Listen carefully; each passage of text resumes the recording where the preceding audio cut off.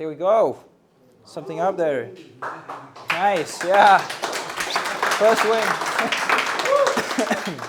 So my throat is acting up as well, so hopefully I won't cough too much during this presentation. So thank you for being here and listening to what I have to say. I'm going to talk a bit about creating an agency for the next generation of talent. What I'm talking about here is definitely going to be something from my own perspective and also Danish culture and everything like that. So I hope it resonates in some degree to what you know about like acquiring talent within your companies. But let's see if anything goes as planned. And if you have any questions or things that you want to know, I'm not bothered by interrupted questions or anything. Like you can just ask if there's something that you feel like needs to be addressed. So this is kind of a big subject that I chose, like how do you acquire talent for the future of generations. We have, of course, many generations coming, but there's some trends and some changes in how they choose their workplace and everything like that that is kind of changing with the new and younger generations. It's a pretty big subject, so there's like all these around the whole core of the things like work flexibility and interesting projects and career opportunities, expectation management, all that. We're not really going to address that today. We're mostly going to focus on what I believe is the core of creating a workplace that fosters belonging and stuff like that. So, but these are all very important as well in some degree. So, but they kind of need the core to be in place before you can actually take a look at that and start building that kind of structure around your company. So, what we're going to talk about is how you can create a sense of belonging in your company. It's about aligning values with your colleagues and also your customers, and then using empathy in leadership, which is kind of an increasing trend and also an important thing with the new generation. Using empathy much more actively than you did before. So, if you go a bit back, I created Oak back in 2019. I come from a developer background myself. I worked in some big agency, like a big French agency, 1,000 people, full service agencies where we can do everything, and by that I mean almost do nothing. But I've been in that situation where you have like the big agencies and how it usually goes with consultancy business, and I kind of grew tired of the way everything worked and how the leadership was working and how we had a hard time keeping the young talent in the business because everybody kind of couldn't really feel like they belong in that place. I actually hit kind of the same spot. As soon as my favorite colleagues left, it kind of dawned on me that there's no real reason I'm here except for the colleagues that I worked with. So when they left, I left.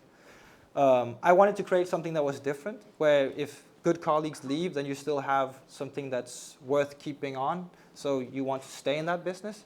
So that's why I founded Oak. And since then, we've been, of course, focusing on business because we are an agency that needs to make money. But the core value of trying to create this business is actually to try and create a workplace where we can foster the belonging and like the new ways of thinking workplaces. So now we're I think we're 12 people. It's good that I don't know the number now. 12 people, not all is here, but of a team. Like we're developers, designers, communication, and stuff like that.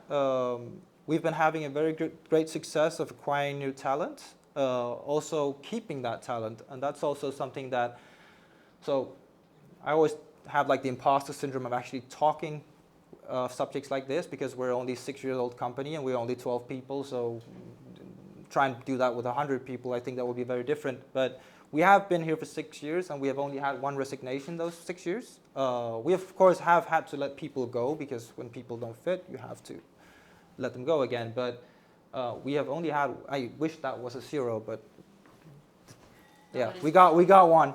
But people actually stay there. So every time we hire someone, they have a tendency to actually stay there. And every time we speak with them, they feel like they are where they belong.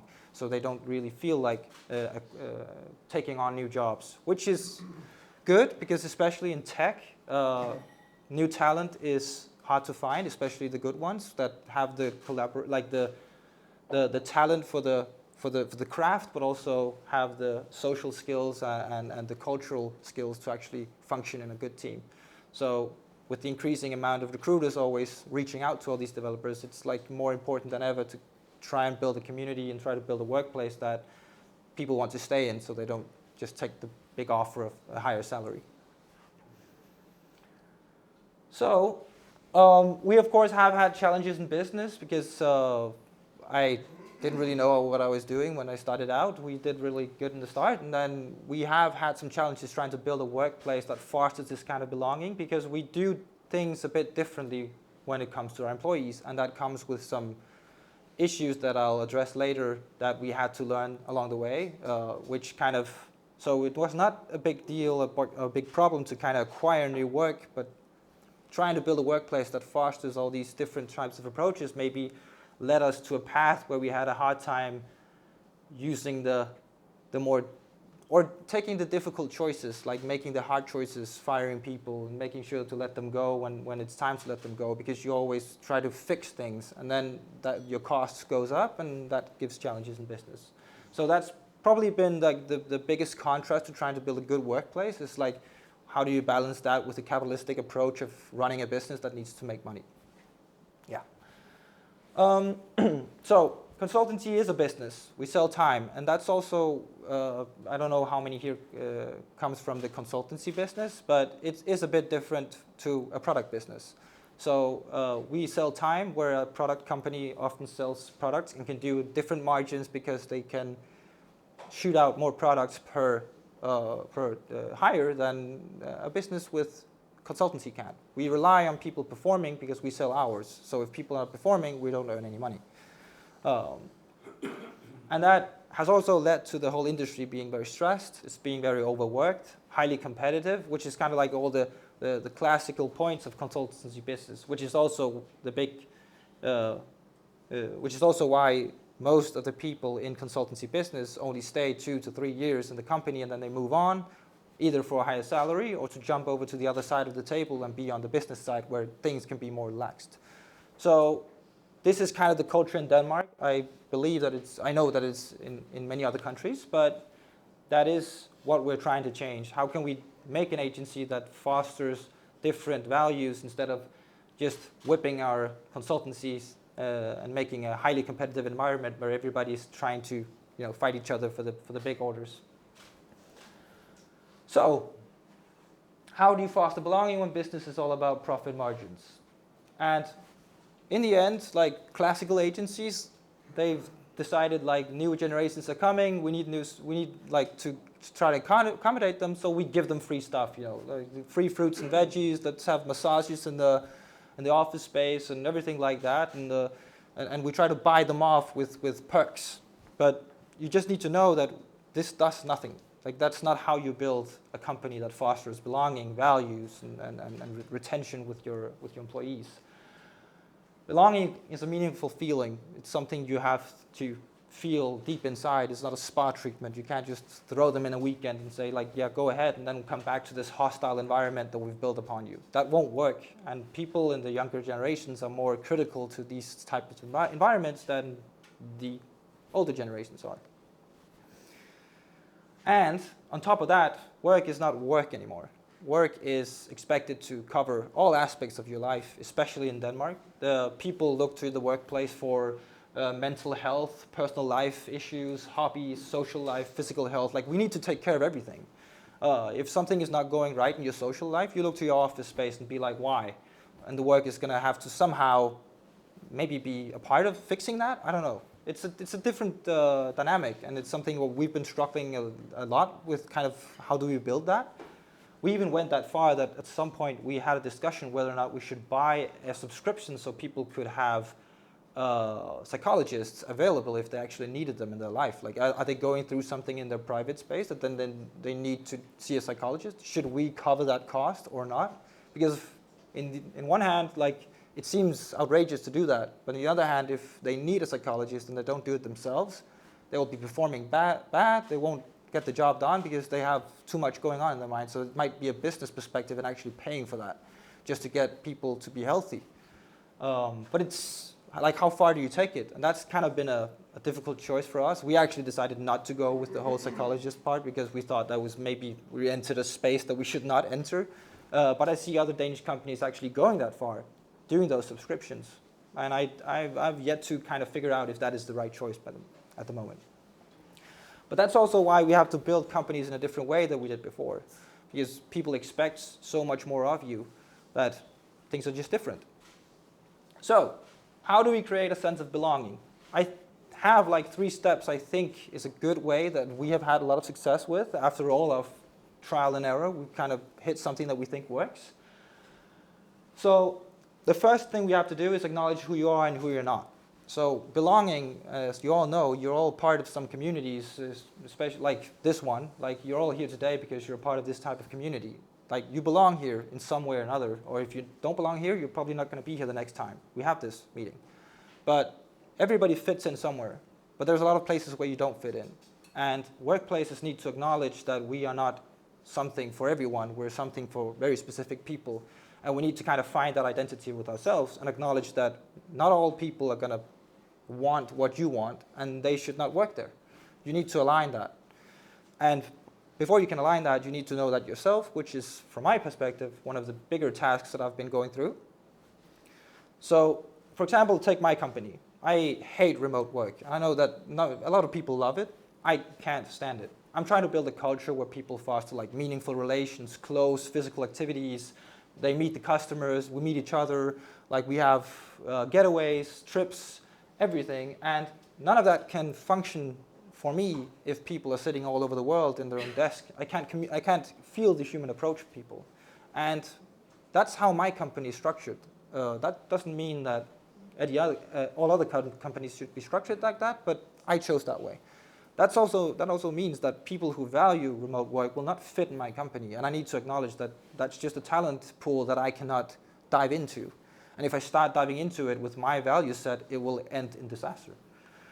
So I'm also a big fan of the completely authentic work environment. Everybody who works at my office comes in completely as they are. They bring their entire self, which is, everybody is like, yeah, why not? But there's a lot of businesses where you kind of take on a good suit, you make sure that you look presentable, and you're in a performance environment. You make sure that you come and look like a performance environment. We don't do that in our place. We kind of come as we are, and as long as you took a shower and maybe look decent, I don't care if you're wearing a cap like myself or whatever you're doing. No matter how big the meeting is. If we're running the biggest meeting of the company, I'm not going to dress in a suit because that's not who I am. That is something that the younger people resonate with as well, because they don't see the whole world as we did once before. So the second we have to do, after we've kind of acknowledged what we are and what we're not, is trying to create a safe space for the people that we know we're for. So belonging is a big word, and I think that everybody who has a sense of belonging someplace, that is a place where you can be vulnerable. You don't belong in a place where you can't be vulnerable, because that wouldn't make sense. You belong where you can open up, where you can have a chance to actually speak about tough things without having the fear of everything going to shit. So what we're trying to do is build a culture where people can be vulnerable, have the leadership to actually accommodate that in a way where people should not fear a stick or being fired because they're opening up about stuff. And that's the whole empathy thing. So the younger generation, from my perspective and my experience, is that they respond way better to empathy leadership than they do to the more traditional, old-fashioned leadership. Leaders today need to have a way bigger sense of empathy than they did before. And when I'm talking about empathy, I'm not talking sympathy. There's a very big difference between empathy and sympathy. And many leaders who try to say, yeah, I'm empathic, they're more sympathetic. They're just looking at the person and be like, yeah, I mean, it's going to be all right, it's okay, and they just feel sorry for the person. But empathic is just trying to put yourself in that person's perspective, see it from their eyes, feel what they're feeling, understand what they are trying to go through, and then try and help them go in a direction that will fix that. And that changes a lot when you start to have people open up, because I have had people that if I had not had empathic leadership in my company would probably have changed their jobs by now. But because they were able to open up and talk about these issues, I was able to fix them. Because many of the issues in companies is actually often fixable. It's often actually something that's been gathered over time. People get frustrated about something, but it's maybe in the details then everything, it's like a relationship. You don't talk together, well, at some point someone is going to blow up with everything. And it might be small things, but it's just been gathered over time and everything explodes. It's the same with a job. People get tired of it, everything explodes, they find a new job, says, fuck that, I'm going to leave. But if you try to open up to people and try to foster that environment where people can be vulnerable, they'll open up about these details and you can try and fix them before it comes the explosion. And then, yeah, you have a solid colleague. And they also value for it. That's also, empathy is also honesty. It's also telling when people are doing the wrong thing, and you should, it's like trying to help the person as they are. And that's also something when we talk about the generational gap in this, is actually that I've experienced that the older generation responds very well to this as well. There are definitely some older habits that needs to be changed. There's a bigger performance mindset in older generations about not being able to be vulnerable. They don't feel like it's appropriate to be vulnerable at a workplace. And those habits need to be broken down. And that's difficult for some people. But it's also something that when it happens, and when it succeeds, well, the generations older than that will also open up about things, and we can try and fix issues before they happen, which is kind of the key thing about acquiring new talent, is also to keep the talent. Because otherwise it doesn't make sense. So the third is probably the most important one. Be super clear about your values. So values is great, and it's like the whole exercise that everybody tries to go through with their company, and it's all about purpose. And purpose is important, but I think people don't really know how to use purpose in the right way. I'm not saying that I have it fixed all the way, but I think I'm onto something that works in my daily business. But the younger generation, they need and they want purpose more than they did before. So they're very good at asking the question, but why? If you give them a task, they're going to ask, but why?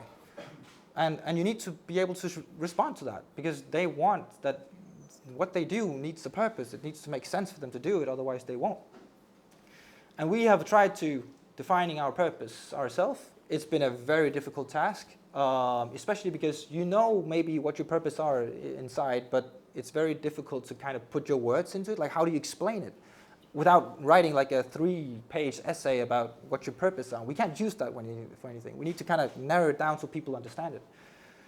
So we spent 6 months to try and figure out what our own purpose was. It took a shit ton of red wine and beers before we actually hit something that made sense. And we have like a monstrosity of a board. Where we had some help with a good friend of mine who works in like a big company that helps with this whole business purpose thing. And I think we needed someone from the outside to kind of guide us through the process, because we were just, every time we tried to set a purpose, it was something like being the best consultancy agency in Denmark. Yeah, okay, Jesus Christ, boring. We need something that actually makes sense. We need to embrace a feeling. We need to make something that people can align with, something that resonates with something. And then we laughed when we found our purpose. I'm not saying it's perfect, but I'm saying that it actually built a direction for us. So our purpose was laughable. It's looking for a purpose, which is kind of a weird way to look at it. But that, I think it comes back to the whole, we're not a product business. We're an agency. That means that if you have a product like, I know of a friend of mine who built a company called Birdie, which is a great company. It's about improving the air quality around like all office spaces, schools, and everything like that. It's a clear purpose. Like everybody can resonate with it. It makes sense. Like good air quality, that's healthy. Being a doctor is easy. Like saving lives, of course. Like it's not a difficult thing. An agency is different. Like we help all sorts of companies in different areas with different expertise, and so we can't really put the products as the purpose, because we're creating different types of products all the time. So we need to find it somewhere else. And I think that's kind of the search that we're going for. And it's very much fostered in like human relations and things like that. But looking for a purpose actually made sense for us. And our purpose has now become the key to everything that we do. So guiding principles is also a really cool buzzword that everybody knows about who's been studying branding. But having guiding principles is actually really important if you decide to use them for something. So we all know, like, we have a purpose, we have some guiding principles, we put it on a coffee cup, maybe a poster on the wall of the office, and then we say, now we know what it is. But that's not enough. That doesn't make any sense for you, and the people that work there won't feel your company culture like that. So a good question is, like, if some here is business owners, I think you should ask yourself, like, if you went and asked all your colleagues what your purpose or what your guiding principles are, can they answer? And more importantly, can they make a decision based on it?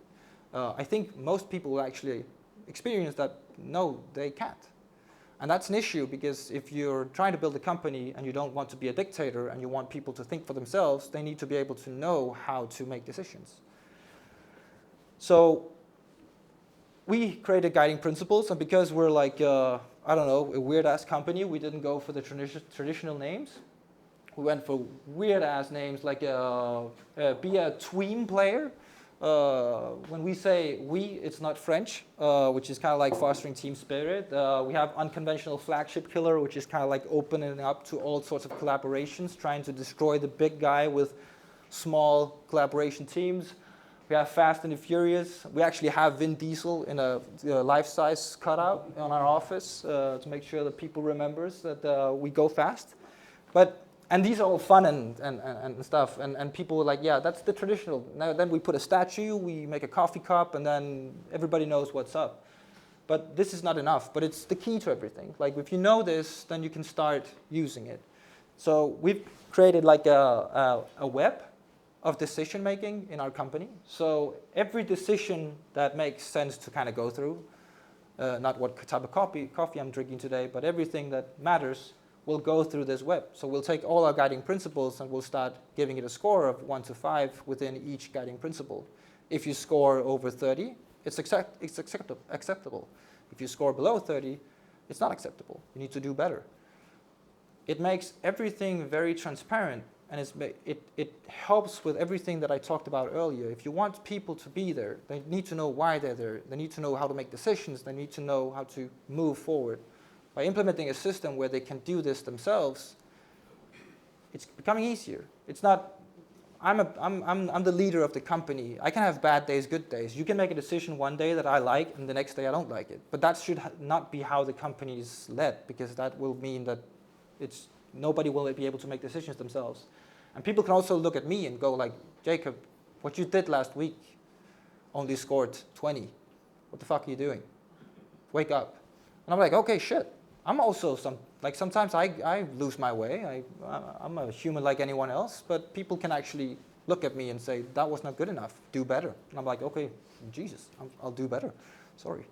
And that's kind of fostered a bigger sense of belonging for people, because they actually have some sort of feeling of empowerment in the company. They can do different, like make decisions, make sure to keep everybody else aware of how we're doing things and how we work.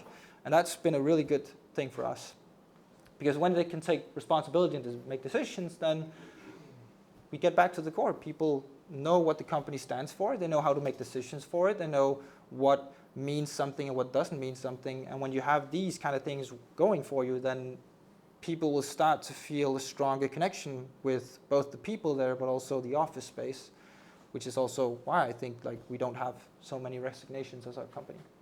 And then, of course, what you have here is actually culture.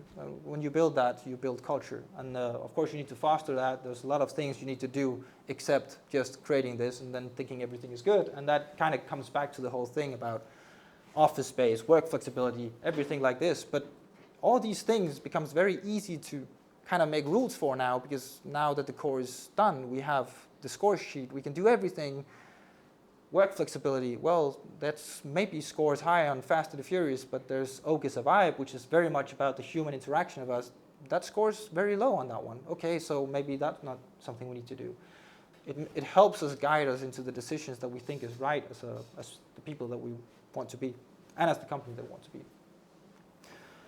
So yeah, so just to sum up real quick, what I think is a good way if you want to kind of embrace the younger generation of talent and also build a business with them. It's like foster the meaningful relations, both internally and externally. Like, people need human interaction. Like, in the world that we're living in now, with everything going on, people need each other. Like, and it's more important than ever with the loneliness going up, especially with younger people. Like, we need human interaction.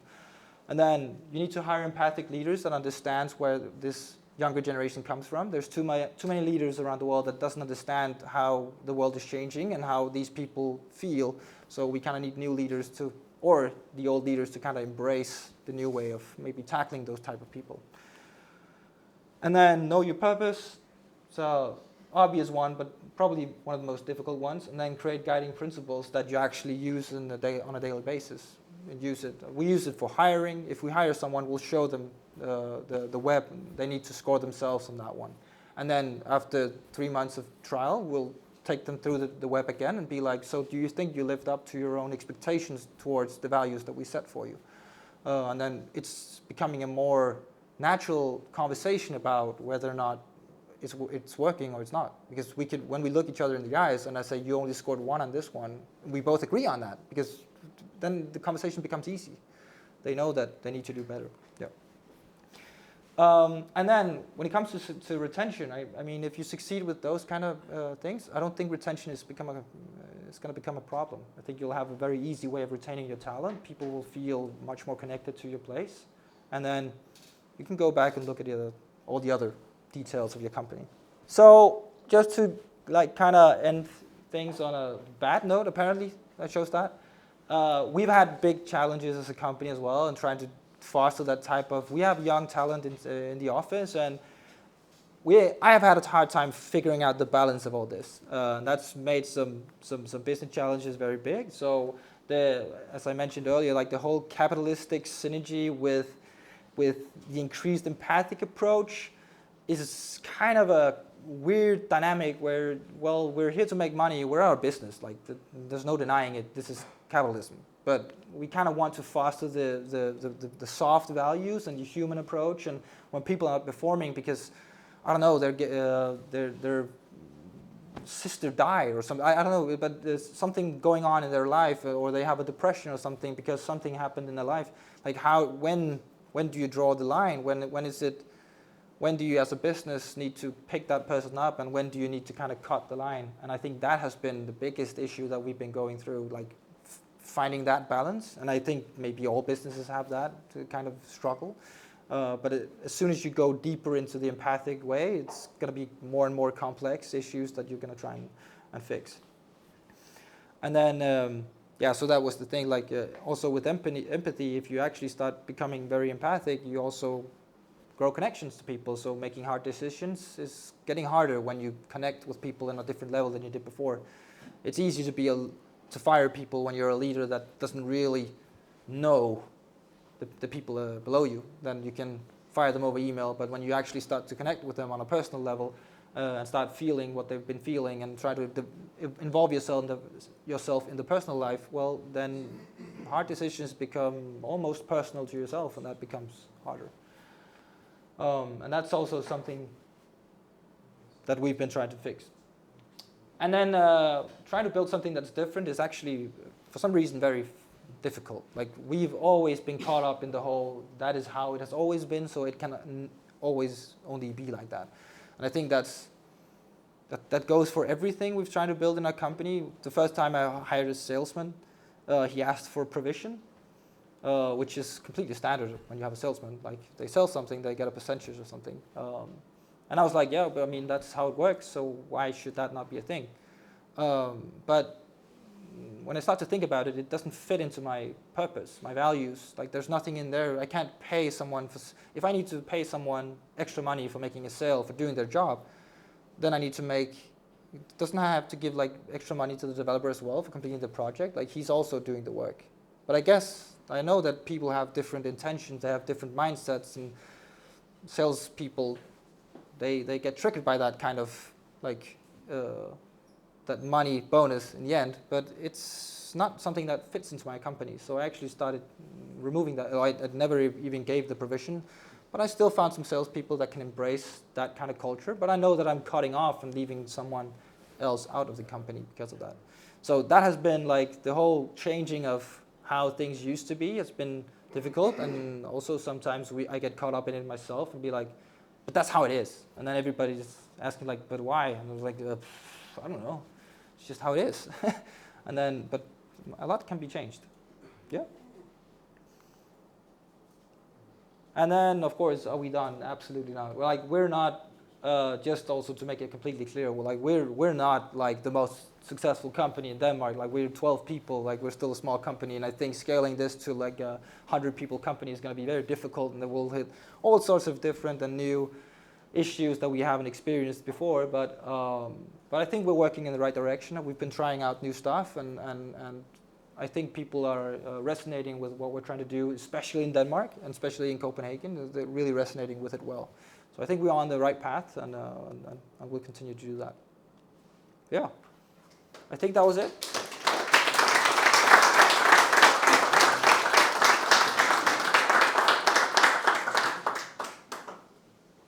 I hope it made a bit sense. Any questions? Yeah. So last year, 24, pick a project that your company did,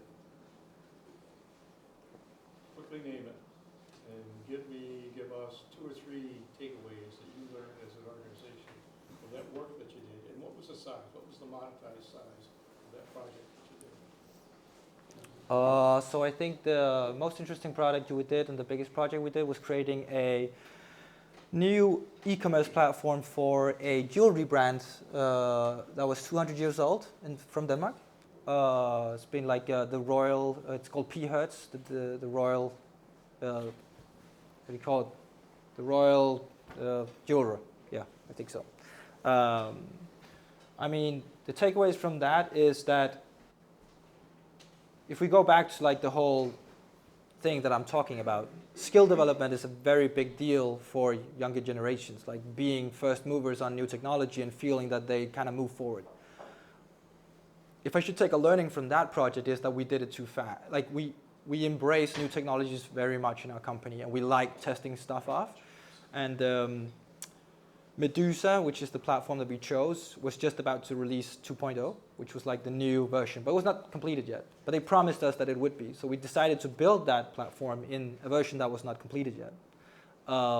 To try and foster that like skill development and being first movers and tech, and you know, all the developers were completely hyped about it. They loved that we were going through that. But that became an issue because we kind of neglected maybe the more commercial part of the project, because we spent way too many hours fixing bugs and trying to do things right in that version, which was sad. But on the other hand, of course, they got some new skills that we can use in the future. But I think that is kind of where I got caught in the whole, yeah, let's just develop our skills in the company. But on the other hand, the project went pretty well, and it's launching here in January.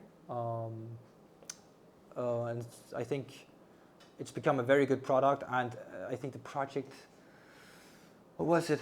Yeah, I don't. Yeah, the pricing is a bit, I guess, confidential, I believe. Yeah, especially now that I named the company. Maybe I should have done that.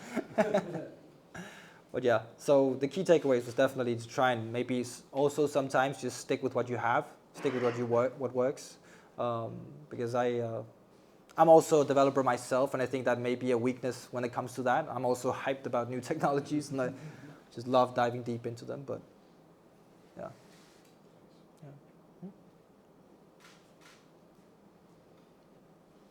Cool. Yeah. Do you have something like Split City in Copenhagen, some non-profit that connects the local tech community that you are not a member of? I don't know if we have non-profit versions of it. We have a lot of meetups. We have a lot of tech conferences. Tech Barbecue, which is in Copenhagen also. I think it's in more countries than Copenhagen, but that's a big tech conference. We have like e-commerce day. We have a lot of stuff going on, but it's mostly centered around commercial parts. Like there's no non-profit, I think. Not as far as I know. No. Do you see a change in people's behavior after COVID, since you basically most of your team works from the office? Yeah, I mean, I see issues, but it's I'm surprised as how. I think my biggest surprise was how self-destructive some people are in reality if you don't try to pull them out of their comfort zone. So with COVID and everything, everybody needs to work from home, and that's nice, and we made it work. And I think that's also like the whole remote workforce became very big because now you were forced to it, and people found out that it can actually work. But I also think that remote work works for some people, but I also think that people who work remotely, actually, it's not a good decision in the long run for them personally. I think there's a lot of people that might need to get out and have social interaction, and I think that the COVID did have some impacts on people's comfort zone of just staying at home in their underwear and working from there. I think people needed to get out again, and I think some people have a hard time transitioning back, although in my company people came back pretty fast, but I've seen other examples of it. But otherwise, I think from my perspective, I think COVID didn't really change that much. Like we're still probably where we were before when it comes to our employees and culture. Yeah. So you think now when AI is part of our daily workflows and everything, that we should play on a card to become like, better humans, like, work, communication, empathy, all those things that make us human, and invest in them. Definitely. I mean, everything that makes us more effective is supposed to like free up time to do something that maybe makes more sense. So of course everybody tries to use AI as well, and we do as well, especially within the development department. But I think that the technology frees up time. We also have been talking of ambitions of having if we can do it effectively enough, we can maybe do 4-day work week and stuff like that. It's become quite popular in Denmark by now, but freeing up space for people to have something else to do. But I don't think that, I don't know. I don't think AI has had that big of impact on our company, the way that we act, or the culture, and how we've always fostered events, we've always fostered human interaction, everything like that. The only thing that we've really changed with AI is just making things more effective, getting the redundant tasks done by automation and help us make things even faster. I think it's,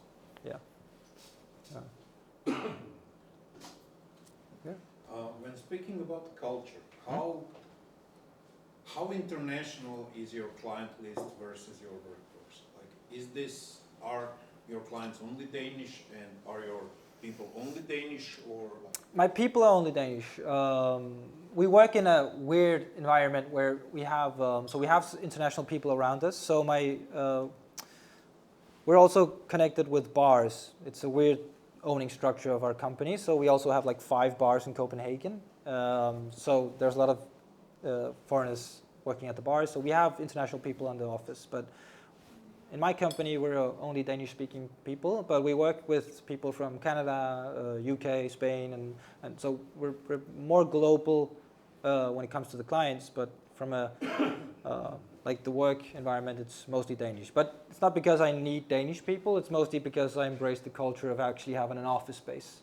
We have ambitions of starting offices elsewhere when we get our economy to kind of work in that way, and maybe open up offices elsewhere. So it's not necessarily only Danish-speaking people, but for now it is. Yeah. Thanks. Basically you said that you are basically getting more empathic, and one trade-off is that you still are a business who needs to work for money. Did you ever consider profit sharing, or you don't think that's a good idea? Or? Yeah, we've had that discussion several times actually, whether we should do profit sharing. So I think we'll end up doing it. So at some point we need to figure out. I think it's the whole legal part of it, and making sure everything is by the book. But we have been discussing it several times, and I'm definitely under the impression that it's a good thing. Of course, within certain boundaries, but I think profit sharing is something that needs to be thought about at least. And you can also do bonuses and something like that. But I think we need to get away of the whole everything went well, the CEO gets the bonus, and everyone else just keeps having the same salary as they did before. I think people can recognize that and see through that. So I think you need to consider if you're not doing profit sharing, you need to do some different way of kind of embracing that people worked hard to increase the value of the company, and they need to get something in return for that. Yeah. I have a question. Yeah. Can you talk more about your transition from being developer, then find yourself in the role of business owner, leader, someone to Yeah. how would your how you overcome your struggles or Yeah. So I've grown up with like a dad who's always been an entrepreneur and doing like events. So I've always been around that kind of environment and seen what's going on. And I think I always in my mind I knew when I started in the agency that I worked at that I was going to create my own at some point. I even said it during the interview. I said that I'm going to work here, but at some point you need to be aware that I'm going to do my own thing. But that's also with that knowledge, I kind of went into the company. I started as a developer, but when I quit, I was actually both a developer, a designer, and a project manager. I had my own clients. I did design, I did development, because I knew that if I needed to do my own thing, I needed to kind of be able to cover different aspects. And I've always considered myself like the jack of all trades, but master of none. So I'm not the best at anything, but I have a certain amount of knowledge about almost all the aspects of the business perspectives that I can make decisions based on it. But and then I was pretty lucky that when I quit my job to start my own thing, my old job immediately became a client, and so my salary actually went up when I quit my job, because now it was a freelance salary, so it was way higher. But I think the struggle for me is definitely getting to the point I am now with like having a project manager. I'm a very I don't know how to say it. I'm not a very structured person. So when I call myself a 60 or 70% person. I love projects for the first 70% of the project. The last 30, I feel like hanging myself. I don't want to be a part of it.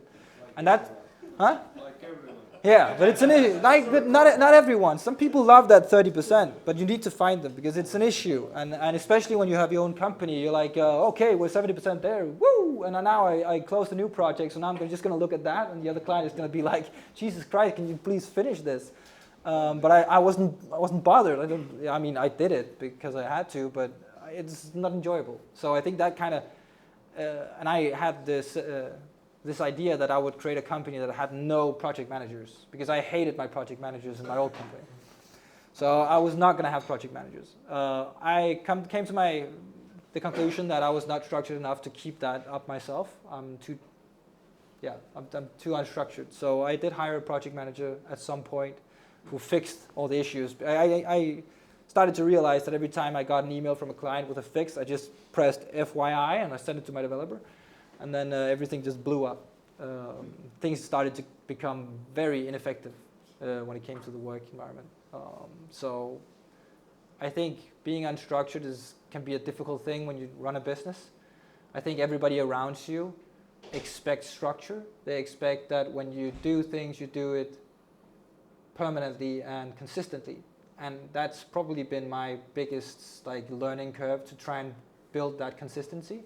I can't remember how many new things I've been starting. Like, from now on, we're going to do this, and then 4 weeks after, it's forgotten. I'm not doing it anymore.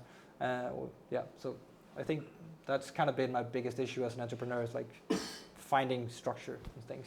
And at which point did you introduce the project manager? I think it was after 2 years, 3 years. After 2 years? Yeah, 2 or 3 years. Yeah. Then we had enough people that it made sense. Like, we had 3 developers and a designer, and it started to become relevant. And I wanted to do sales and stuff and run the business. Yeah. What was your wish when you touched Minsky's toe? Huh? When you touched the toe of that statue Yeah. in Old Town, what was your wish? Don't say it. Actually, I think I touched it for courtesy. I think I forgot to wish something. Yeah. Sylvia, you have a question? Yeah. Oh yeah.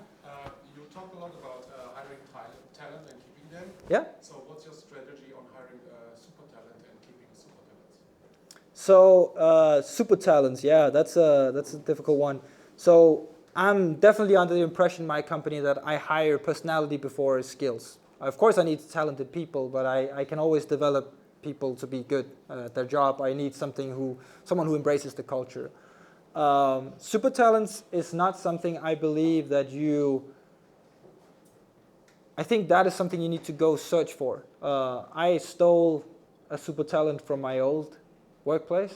I looked at him when I quit and I said, I'm coming back for you at one point. And then I did, because when he started as a student, I was supposed to be his mentor, but he was way better to code than I was, so I was a bit embarrassed that I had to mentor someone. But acquiring like super talent is, I think, depending on how old your company is, if you have if you've started to build a brand, then you have people that kind of. Precise, what do you put on the table for super talent? Because, like I said, you have the initial talk, and then they ask, okay, what do you put on the table? What's my package? That's the Oh yeah, question. our package is actually worse than everybody else.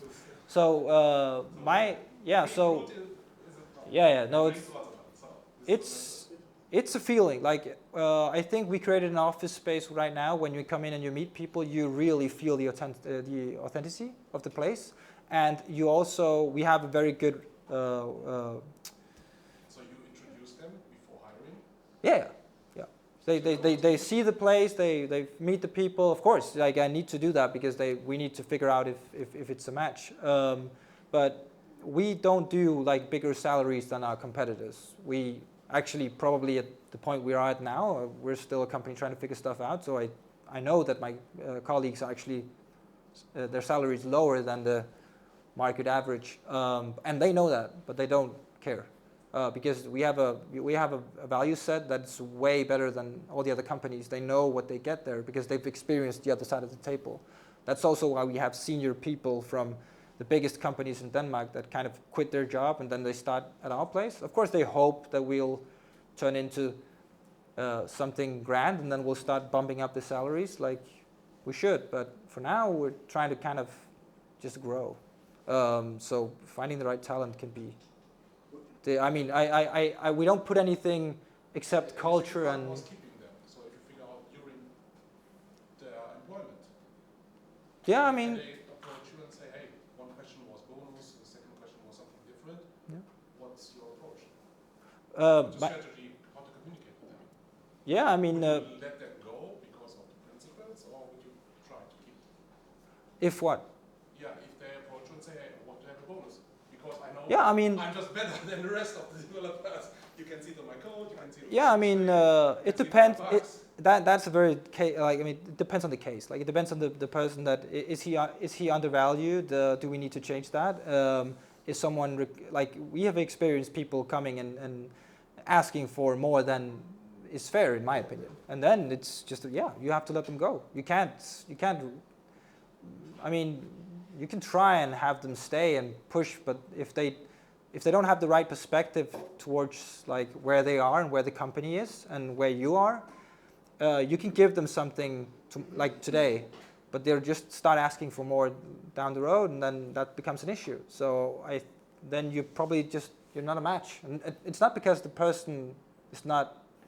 They're entitled to ask for more, but you just have to figure out what you can give them, and then stand by your principles. And if it doesn't fit, it doesn't fit.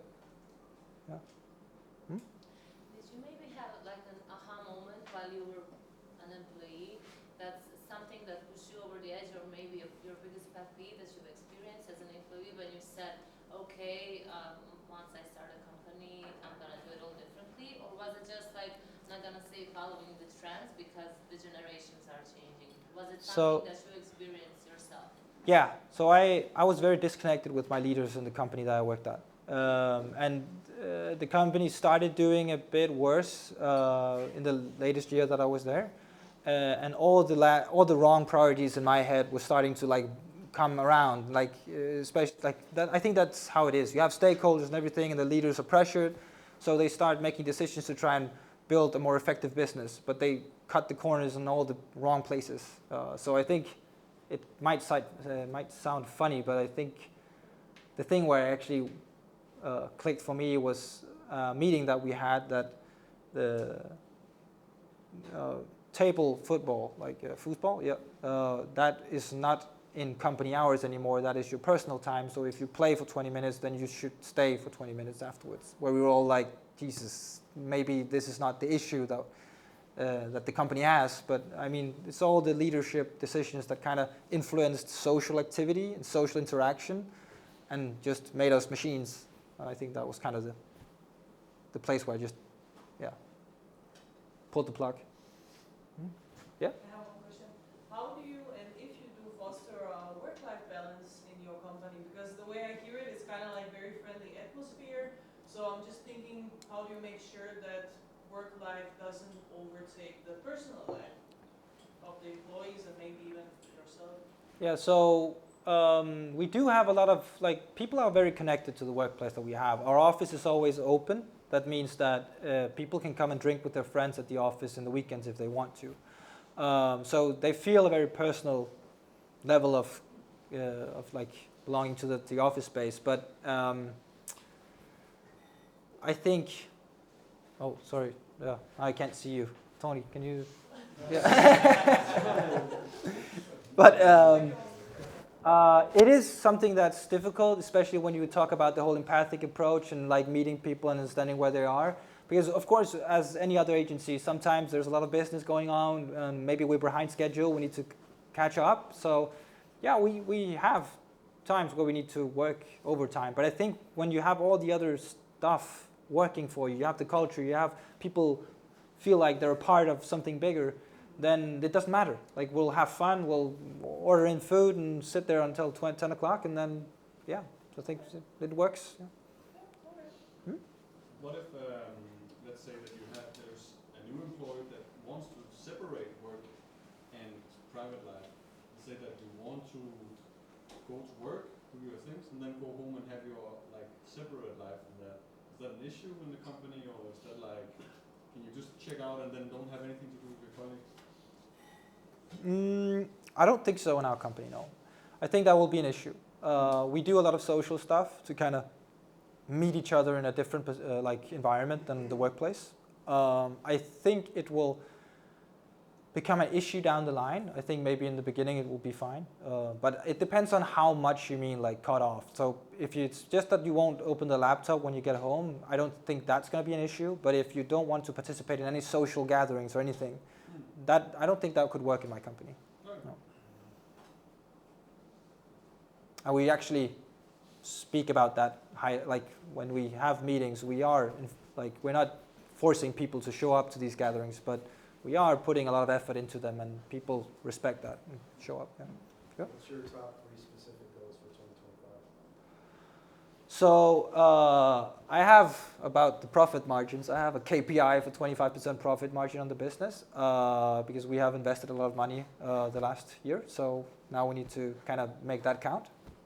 The next KPI is being like, I think it's more of a soft KPI, but we want to be the leading Medusa agency in the world, which is kind of a high point to set, but it's high. It's difficult to measure, but right now we're. That's also why me and Tony is speaking together. And then we. I think. Keep resignations at 1. Huh? Keep resignations at 1.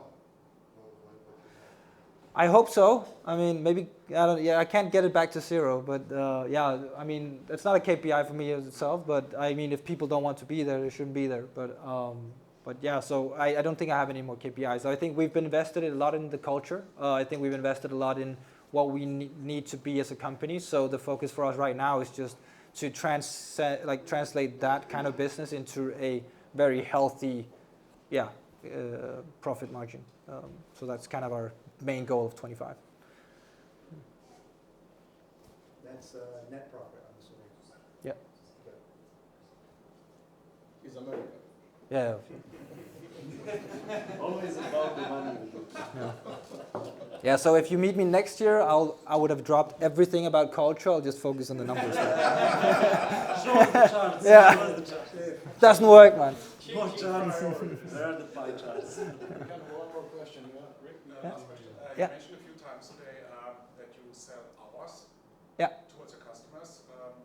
So what's your marketing claim towards customers as a company? I mean, when If you approach like I say to ours, yeah, don't buy. yeah, no, I mean, well, it's not, I mean, we sell hours, if you look behind the scenes, we always look at how many employees do we have, how many hours do they have effectively to work at, and then what should our hourly rate be when they work to kind of, but we don't sell hours like to the, yeah. So what we do is actually, we are set as, people know us by now, so people will know that we have a quality product, that we have good developers, good designers, good products that comes out. But mostly we just sell like collaboration agreements. So people want to get somewhere. They have a goal for themselves, and then we kind of just go with it. Like we just build a contract with like a monthly fee for using my team and my colleagues, but we don't really, our marketing is way more soft than, like we don't sell products. When we do marketing approaches, Nothing like we are the best Medusa agency, No. we are this or that, whatever. no, You we are do a just much more, know us. yeah, we have events, we have like meetups like this, we have because we have the bars, we have like every Friday in Copenhagen, there's a bar called Gaia. If anyone visits Copenhagen, you're welcome. Every Friday, there's a free bar that we have. So people from all over tech comes, and like people in head of marketing, head of tech, head of e-commerce, they visit, they get some drinks, and then we kind of use that as a networking platform. So people know about it, how we are and who we are.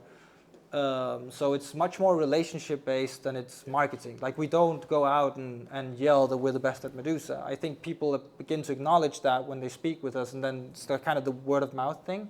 I know that that's going to be an issue when it comes to like global scale, but in Denmark it works very, very well. Can you more translate it into a mission like we are? I mean, like, yeah, that's the whole mission of the thing is like, well, we're not going to be, we haven't really looked at it like that when we come, like when we do outbound. We know that we are very good developers and we're very talented, and people acknowledge that when we see them. But we don't have like some certain mission of we are the best Medusa company in the world. We're not going to state that. That's But funny. yeah. Because you're not. I am. No. No, I mean, but. I am going to this place so I can kill you. Yeah. I think I'll open up an office, it'll split. Yeah. But we actually run on very, I think it's a bit weird, but we don't really do hard mission statements and stuff like that. We kind of we foster human relations, and we like to help people grow their companies, and we think that we're good at doing that. But we're much more just a part of their team, the part of their business, instead of being part of something where we claim ourselves to be something specific. Yeah, it's a bit gray, but yeah. On top of the customers Yeah. topic, were you ever in a situation where you had to refuse a customer because somehow they do not align with your company principles? Or Yeah, so as soon as we completed the whole purpose thing and the values, I instantly fired two clients because we found out that they were not a fit. And as soon as I fired them, everybody was more happy in the office, which was kind of like a relief, because the companies, of course, needs to share our values. That's also why we use them. So every time we start up a new collaboration, we also take that web, we take the client and we go through that web and see, is this a fit or is it not a fit? Of course, it can be difficult if it's a big client to kind of say no, but I think the impact of not saying no is even greater, because then you're going to have colleagues that don't want to come into work because they don't like the client, and yeah. So yeah, I have fired two clients instantly after and I have also said no to a few, but yeah. Can you share why those two clients didn't Yeah, I think it was mostly with regard to the whole human approach. They saw us as a factory of work instead of a collaboration partner. And we have a lot of stuff in our values that's about human relations and building something together and stuff like that. And we want to be close to the team. It doesn't even make sense to use us for doing factory work. If you want something developed, you can get it developed cheaper somewhere else. But if you want someone who collaborate with your business, it's better. So it became an issue with communication. Like we're not really a part of the project. We're mostly just hired to fix things. And then when it didn't really work well, because we actually fixed what they asked for, but if you had the issue and the pain point to start with, then you would have come up with a different solution because what they thought was the solution was not a good solution. But because we were not involved in that part of the project, then we didn't know. So we just did what they asked us to, and then they were mad because it didn't work. Where if they bring us on board earlier, then we'll be able to tell them that is not going to work. We'll need to do something else. And then also, we have been scaling the business, so going from myself to then 12 people. Yes, you will lose clients along the way. Most have thankfully grown with us, but of course there's also companies that just can't afford it anymore. Our prices need to go up. We have a bigger office space. We have big project manager, myself, who doesn't do that much consultancy work actively. So yeah, there's different costs. You have to increase your prices, and then some people will not follow along on that one. And you can't that's just the nature of things. You can't keep working with those companies, and it's sad, but that's just how it is. Yeah. Do you have a rev share model with your clients? What? A revenue share model with your e-commerce clients? No, we don't. So we mostly work as collaboration partners, so where we just get paid like we were anyone else. Just a small comment or question from my side. I understand I'm not the only Scandinavian in the room, but for me what you're describing is a very new, fancy, great way of Scandinavian working, the startup way. One of the reasons I don't anymore live and work in Scandinavia because of this. I don't really share all this work-life balance and all these problems you have in your personal life to take them to work. I think they should be separated. I moved to Sweden 3-4 years ago. I am Swedish. I understand there are some other Scandinavian people here. I couldn't work there. I couldn't live there because of exactly this way. I think maybe I am old. I'm a little bit more old-fashioned than a few other here. But I think they really should be separated. And you should be focused on what you do at work and should focus on what you do when you go home. Things have a way of coming around. So, the whole flat, there's also the focus on very flat structure of everybody needs to be able to have a saying in every company. I think more companies is going a bit back in having a bit of a bigger structure again because we need someone to make the calls. I think that will also come, but I guess that, I know, and that's also kind of what I'm talking about. Businesses can't be for everyone. And I know this is huge in Scandinavia. This is how things are starting to be, and we need to accommodate that because the younger generations want this. But of course, not all. There's still people that really want a job and then go home, and that's completely fine. There's not an issue with that. But of course, it's not a fit. If it's not a fit, you shouldn't be there. I think that's probably the greatest learning. Yeah. But to that point, Yeah. you talked you started your speech about the whole remote thing. Yeah. In the pandemic, enunciated that, right? But in tech, we've always been remote. I've been in tech 50 years. Yeah. And I was working in a company, and I was the CEO, and I was talking to someone one day, and they said, "Who are you? We don't even know you." I said, "Well, I'm the CEO of the company." Well, that's because we worked off shift. Technology people always worked off shift, or they worked in the tech center, so you weren't part of the organization. So then the pandemic came along and enunciated what we're talking about. But what we see very quickly, we're only less than 2 years away from that. And I was here at the end of the pandemic before, in October of 21, 22, and now we are 2 years in. And a lot of that, as you know, is just totally dissipated. It's dissipated. You can't be functional as an organization and grow. A team needs to work as a team. If I'm on a team I can't do that remotely. I just can't do it. A flat face doesn't create teamwork. No. But I mean, that's also Right, like, and so, yeah. and I'm not disputing what you're saying and what you're going through or your business model, I get it, and I understand what you're saying. But there's more of a collegial need today, but I think there's some confusion as to what that really is. And it's not culture-based. I mean, we struggle with the same thing in the USA that you're struggling with in Scandinavia and in Denmark. So it's culture-free, as we would say in consulting.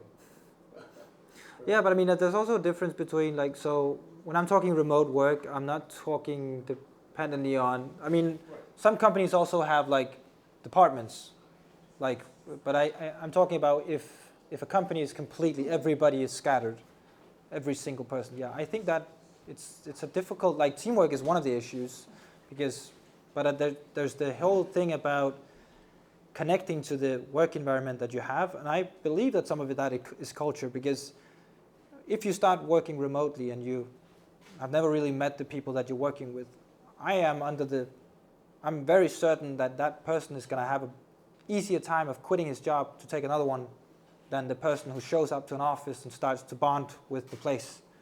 So that's how, and that's mostly like when we talk retaining talent. I think that having some physical space is important, and that's also like, that's also again back to I can see people who have a great culture with remote work. That's great. I mean, I think Medusa actually, they're doing remote work and they seem to be going at it in a great way. I think they actually have a culture and it works for them. It's just not what I'm trying to create, and that's also kind of like who you are and who you're not, and that's not my company. And that's also why remote people should not work with me, as you should not work with Scandinavian companies that try to do the whole thing that I'm doing. Yeah. No, I was just wondering what is the average age in your company? Because I'm just thinking out loud. Late 20s, I believe. Yeah, so we have younger, and then we have a few between. We have a few in the 40s and 50s, and then we have like mid 30s, and then we have young 20s. And like, what is to continue on your comment? What is the feedback from the older people working there? Do they like this model as well? Because I mean, realistically, when you get older, you obviously have kids. Maybe you need a little bit more sleep. No one gets offended, I hope. But yeah, it's not, maybe. Do they have an issue with that? If they have to go after hours, like after work, to some events, do you draw the line there? Could it be sometimes that even the employer that has the leverage, like if you're not coming to the events and stuff like that, you're not a good enough employee? Do you maybe see that as a I think maybe I stated in a way that it seems like we do daily, like it's not that much. Yeah, so. yeah. I mean, we have something we call it 5K. So every month we have 5K budget that everyone in the team can just take the 5K and do something socially with it. Like take it out for bowling or whatever, do something. And then we have like events, we have a trip where we go to where we fly out and experience something together. We do a lot of stuff, but it's not like every single day. And of course we have the Friday bars and everything like that. But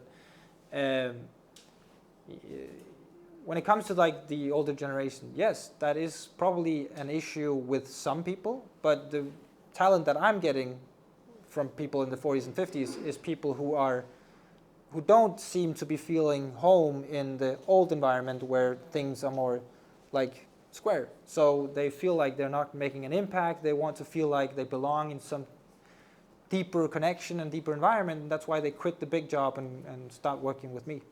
And other startups as well. So I think, of course, yeah, some people will not fit into this model, but some people really feel like they need that kind of a way to work. Yeah. One last question. But technically, isn't it, if you open a branch in, let's say, China, isn't it 100% remote person? I mean, if I have one person, yes. I mean, like, yeah. Then of course you have to. So you have to control. They will not participate on your events. They will not contribute. They can't go and take the 5K. They will do their own thing in China.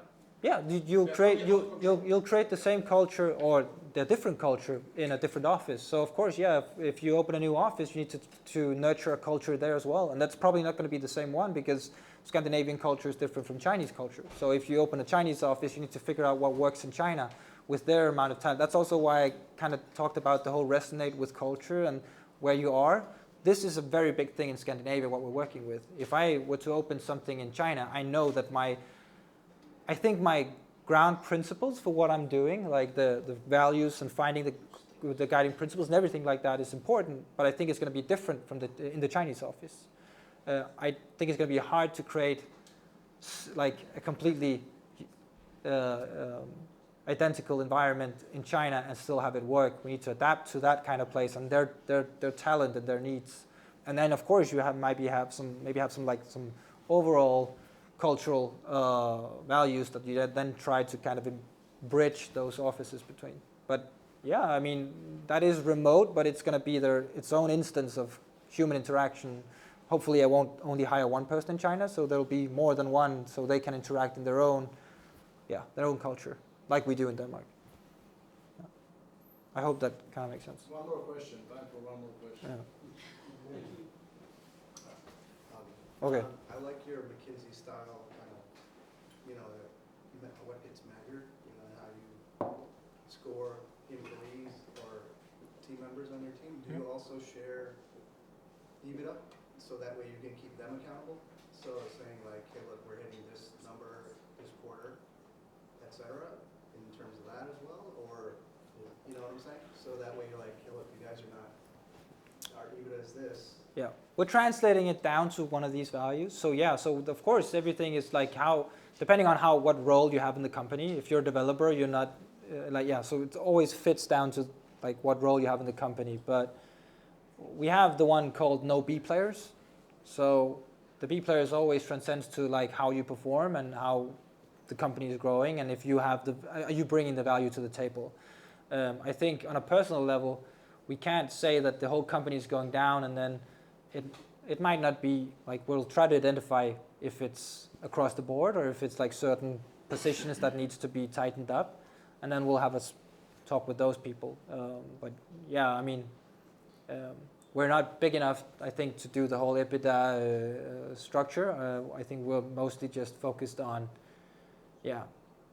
fostering a healthy business. So if the salesman is doing what he needs to do, then it's just a matter of trying to up the goals, set higher goals the next quarter, and make sure that we try to reach them. And if not, of course, we need to discuss why not, and could we do something better.